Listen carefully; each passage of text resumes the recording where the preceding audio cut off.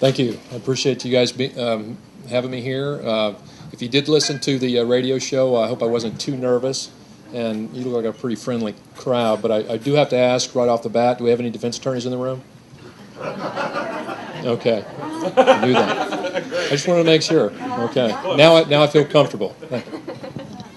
So tell us about what you do and kind of, a 5-10 minute spiel of your DNA laboratory work, obviously, but what the crime lab does and what your areas of interest are and maybe some things you want to talk about tonight. Okay. Of course, as the director, I'm more in a management position than anything else, and try to guide, be innovative with the way we're doing business at the laboratory. But my field of expertise is in DNA, and that's really where most of my passion lies.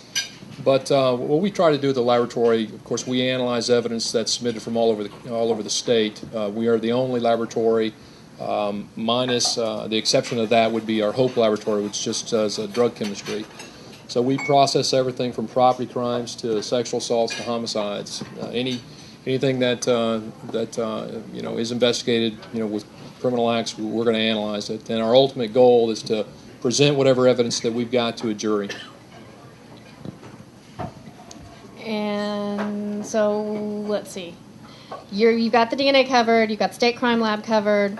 Can you talk about different agencies and things like that, and the politics behind all sorts of stuff? Can you talk about that a little bit? There's no politics. Oh, pardon me. That was ignorant on my part.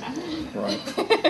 Well, of course, we interface with all law enforcement agencies. Sometimes we have the misperception that we work for prosecutors. We don't work for prosecutors. We typically, we analyze the evidence and we portray that in the court. We just talk more to prosecutors because when we exclude someone, there's no trial. So we interact a lot with law enforcement. We try to guide them on the evidence that they collect. We try to prioritize our cases, which is one thing that I think we do a pretty good job at. Our ultimate goal, we do have a case prioritization policy. We try to work cases that don't have suspects first. And the importance of that is, if there's a perpetrator out there in the community and law enforcement doesn't have a clue who that is, we need to try to use our tools to identify that individual. So we do that. We're real active with the state database program. It's a very successful program around the country.